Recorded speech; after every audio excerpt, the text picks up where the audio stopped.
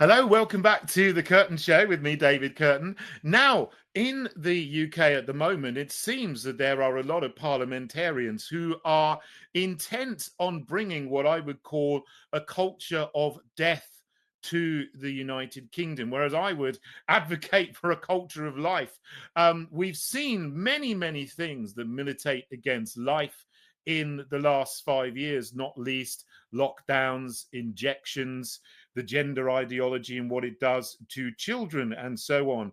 But something that's happening at the moment in Parliament is a pincer movement with MPs trying to introduce, on one end, euthanasia, and on the other end of life, abortion up to birth. And there are bills and amendments to bills in the House of Commons right now, which, if we don't fight against it in England and Wales and Scotland as well for the separate legislation there, we're going to end up with a country which is completely different to what it was before this current government came in, where euthanasia and abortion up to birth will be law.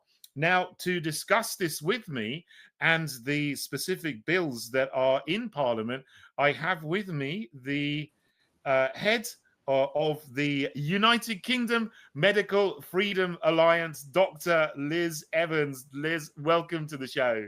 Thank you. Thanks so much for having me on, David. And I feel very honoured because I understand this is your inaugural episode. So congratulations on a new show. Thank you. It's my first show. It's really great to have you on. Actually, Liz, thanks for joining me. Now, I mean, we talk about these two things. I'll start off with what's called the terminally ill adults end of life bill. Isn't that's the thing that's going through England and Wales, isn't it? It's a long name. I sometimes get that wrong. Is that the right name? And can you tell us about where that is now and why you are so concerned about it? Yeah, so I'll just give you a quick timeline, just because I didn't understand how a whole bill process worked until I've started doing this campaigning. But we had the second reading on the 29th of November last year, which you may remember there was a lot of stuff in the press. And the bill was voted through by 325 to 275 votes. That then put the bill into committee stage, and that went on between January and March. They met a couple of days a week. There was a committee of MPs to consider amendments and also to scrutinise the bill line by line. Then at this point, interestingly, there was no impact assessment that had been published by Kim Ledbetter. It's a private member's bill, so she was responsible for producing an impact assessment. So actually, to sort of inform MPs what they're voting on and, how much is this going to cost and what are the risks and benefits, the costs and the savings. And that we were expecting at the end of April, but that didn't actually happen. Finally, it was delayed and delayed. The impact assessment got released on the 2nd of May. So the whole of the timetable then shifted. So there's been a lot of expectation that the third vote would have been happened by now, but it hasn't. So we then had the report stage, which comes next once the MPs have got the impact assessment and the committee have sat. So that they had a hearing on the 16th of May, where they were trying to consider over 100 amendments that MPs could then put into Parliament to be debated.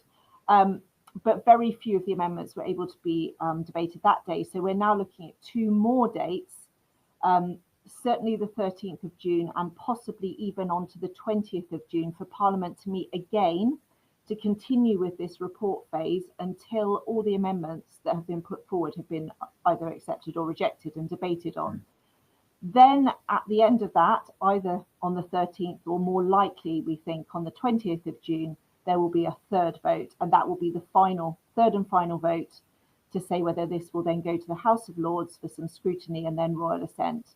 And then you'll be looking at an implementation period of about 4 years. So it's quite a complex process, which is why people may have heard mixed sort of messages, because those of us campaigning against, we don't know exactly what's going to happen. We're very dependent on,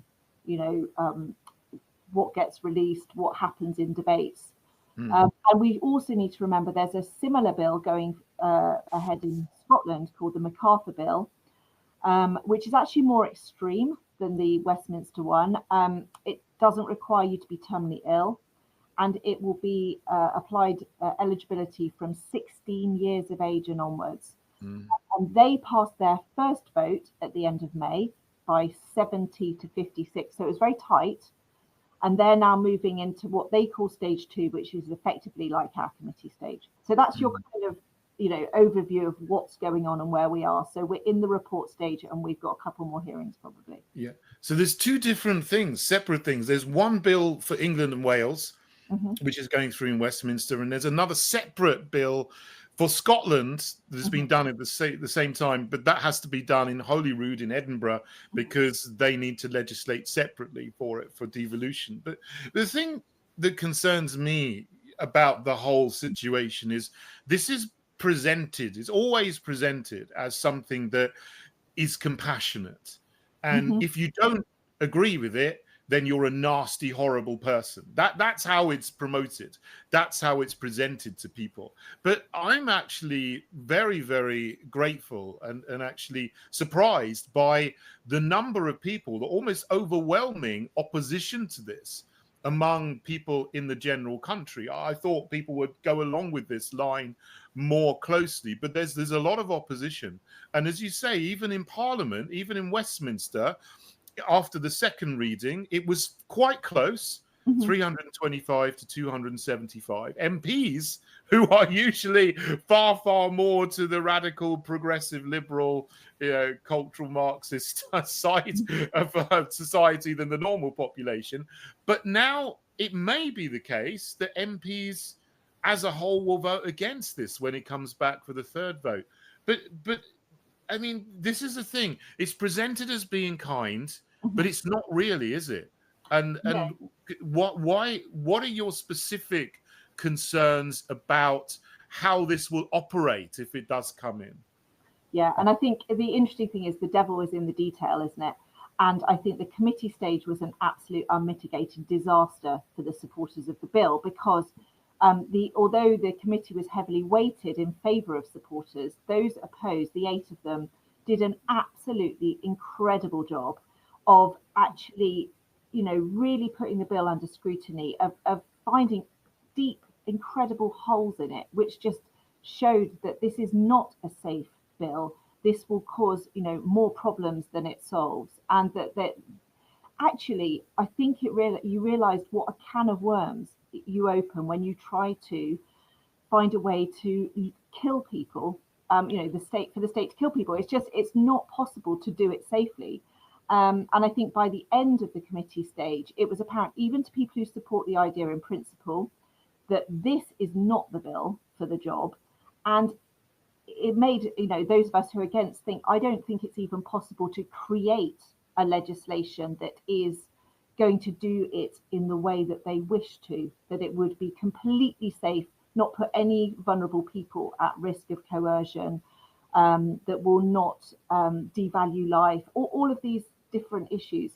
But what was interesting in the committee stage was that they had the opportunity, and the opponents put forward so many hundreds of really great safeguarding amendments, which I think if the supporters of the bill had accepted, it probably would have gone through. But they were just showing the spirit behind the bill, which is not of compassion. They didn't care about the fact that, there were amendments, for example, saying doctors must not raise this with people unprompted, i.e. this has to be for people who literally are begging for it, not just you and I, that it will just be a standard question when we come to the end of our lives, which, I don't want to be asked if my doctor can kill me.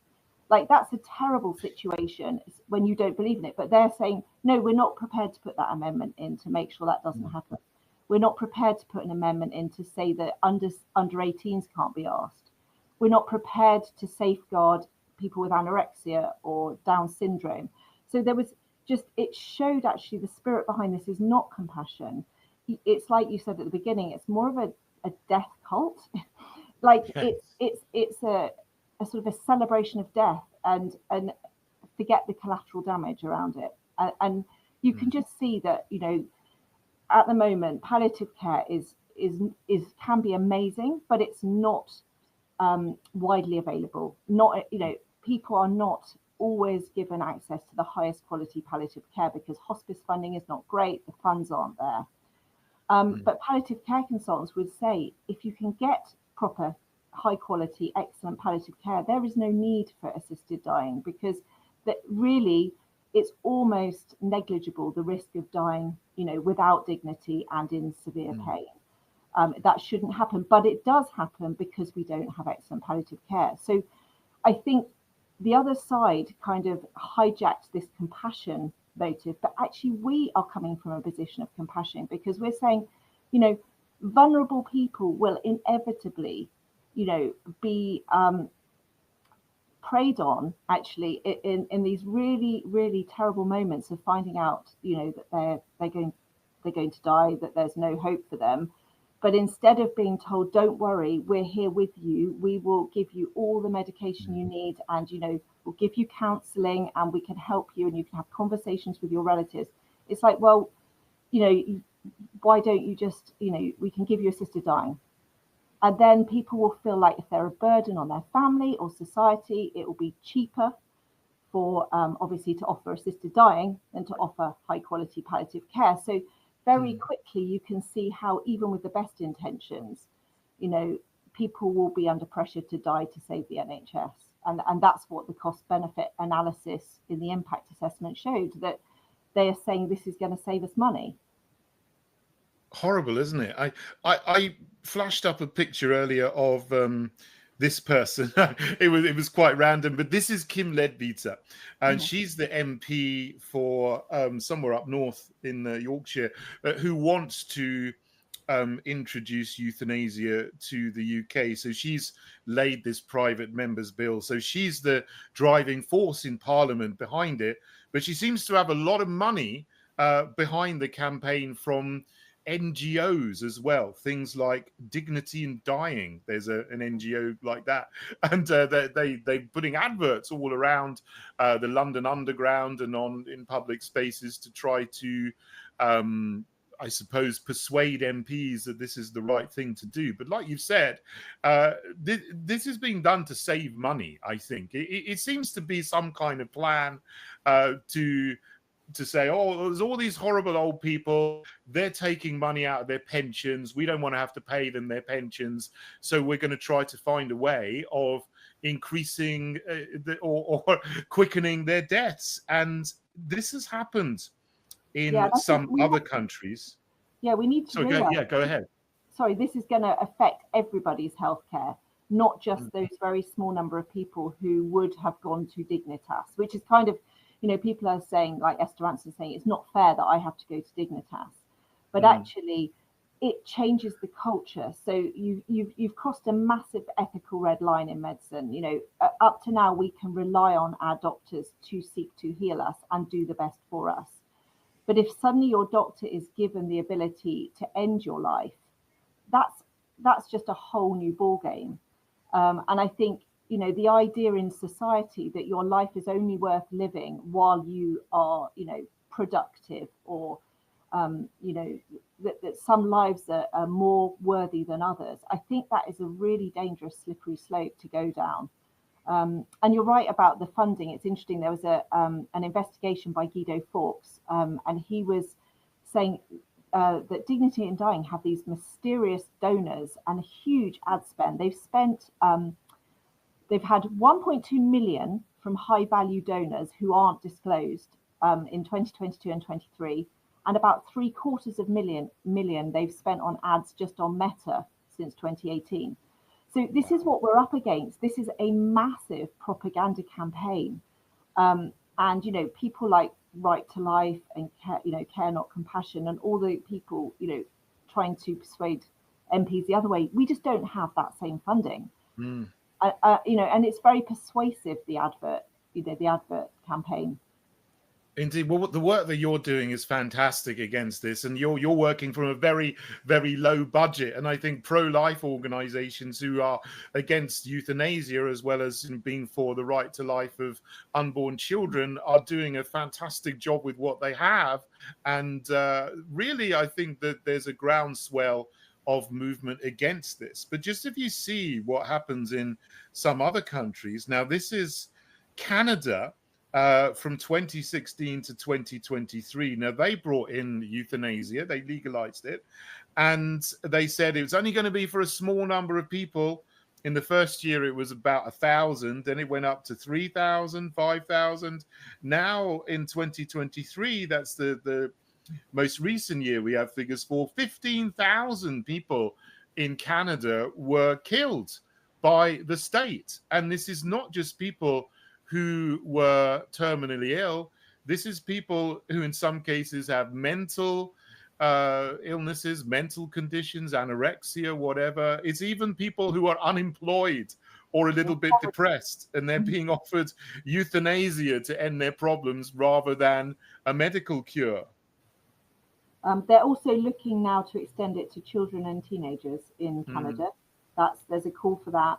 The mentally ill it's already been extended to them. It is a slippery slope, and as you say, the way it's gone up, it's now 4 to 5% of all of their deaths are made medically assisted, and it just shows that you need an ethical red line, because it inevitably, once you've devalued life, once you've said that individual lives are not sacred, that there isn't an intrinsic value just in somebody's life, no matter what their productivity is, or what they can do, or how long they've got to live. Once you remove that, it's a eugenics sort of situation. It is, yeah, it is absolutely horrendous. I didn't know that 45% of deaths. Oh, sorry, in Canada. 4 to 5. Somewhere 45. Sorry, 40. That would be shocking, but that's where they want to go. But it's still 4 to 5. It's still a lot. Yeah, 1 in 20 deaths. Amazing. Yeah, it's still absolutely shocking. Well, look, I'm nearly running out of time here, but we're going to talk about the other side as well. I mean, as well as Kim Leadbeater bringing this bill in for euthanasia, you've got a couple of people trying to bring up abortion to birth, and they're trying to attach it to a government bill called the Crime and Policing Bill. We don't have a lot of time, but what are your thoughts about that? The idea of legalizing or decriminalizing abortion right up to the moment of birth? Yeah, it's quite a sneaky way of getting abortion up to birth, because we're not looking to change the time limit. So our time limit in the UK for legal abortions done by medics is 24 weeks, apart from extenuating circumstances, which is actually twice the length of in Europe or Northern Ireland, which is only 12 weeks.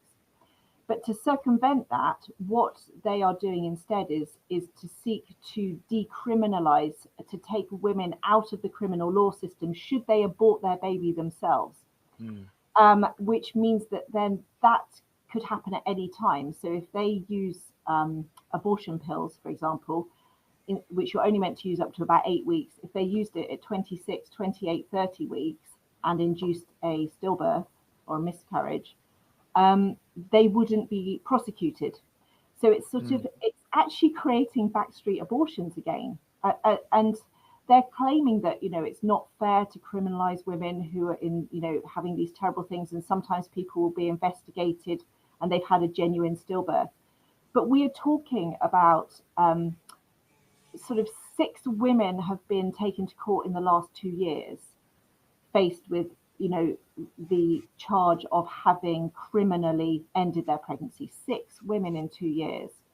So this is not a massive problem, but yet what they're seeking to do is actually allow all women to, end their pregnancy alone, in whatever way, and not face criminal charges. And I think that is such a backward step, because the whole point of the Abortion Act was to actually stop backstreet abortions and make it safe for women.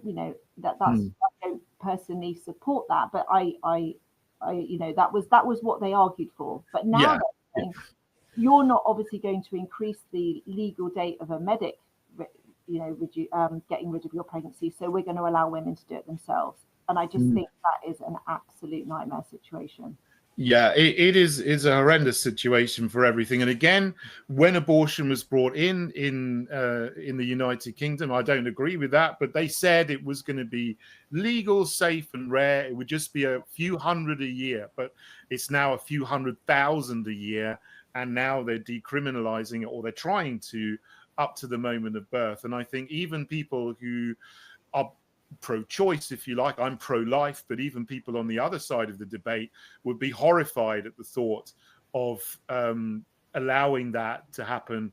When a baby is being ready to be born. Anyway, Liz, thank you so much for joining me on the show. Very heavy issues, but they're things that we need to talk about because I want our country to affirm life and not to go down all of these little roads to death. And we need to speak out and fight against it. Liz, before you go, tell us where we can find out more about you and the Medical Freedom Alliance. Yeah, so do just come to our website, ukmedfreedom.org. You can get all our handles for Twitter, Facebook, everything else up there, and you can sign up to our newsletter. And we do a Substack now at UKMFA1. So do follow us on that as well. Brilliant. Liz, thank you so much for joining me on my first show. And thank you as well, my audience, for joining me today. And I hope I'll be back very soon and you can join me again for more news, views, and analysis from the United Kingdom.